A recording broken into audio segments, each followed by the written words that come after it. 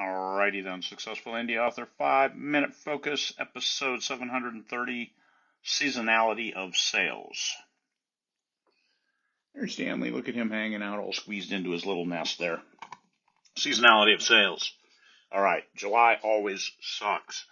Unless you're releasing a book a month like I used to do, and then you have your fans lined up and ready, and they pick it up, they pre-order. Life is good. Seasonality of Sales, July. Now, if you're only releasing 3 or 4 books a year or 2 books a year, why wouldn't you release it, especially if you're in Kindle Unlimited, on the months that are traditionally the highest payout months? That's what I'm doing this year. So anyway, I've got front-loaded October, November, and December, and that's when I'll publish almost all of my books. So I've got 5 books right now that are unpublished, finished, edited, ready to go, and unpublished. Oh my God.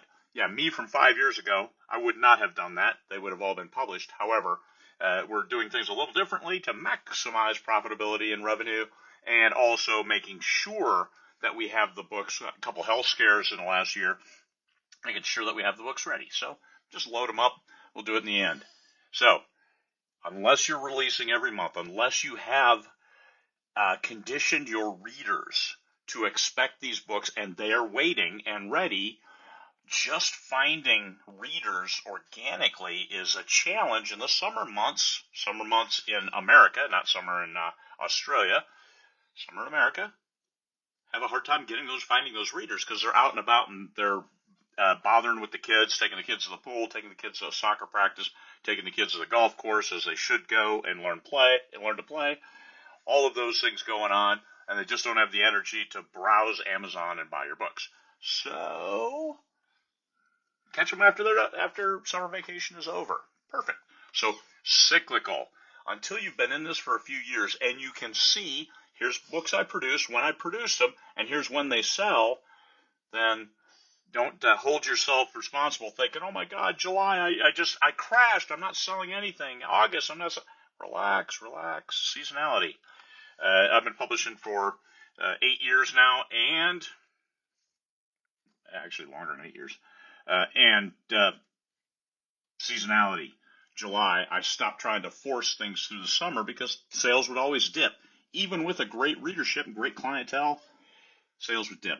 So understand, KU rates higher, October, November, December. That's when I'm going to load them. That's if the readers are going to read them at that time, great. I'll take the maximum payout, which is could be 10% higher, could be 20% higher.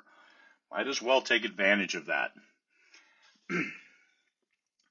If you don't have a history for annual sales, that hey, my books always sell. And last year, I've got 2 books that were great at Halloween.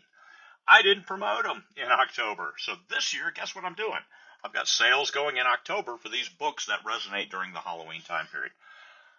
Seasonality, cyclical sales, Christmas in June, Christmas in July. Those are great ideas. They get people engaged. But Christmas books do well right around Christmas. So October, November, December, as people are thinking about Christmas, because the stores are getting the Christmas decks out, and people succumb and surrender to inevitability of it all. And so that's a good time to put out your Christmas book. Don't put out your Christmas book first week in January. You may have a hard time getting sales, and it has nothing to do with your book. It's the cyclical seasonality of book sales. There you go. A little bit on that. Don't stress. Stay the course. You'll get there. Peace, fellow humans.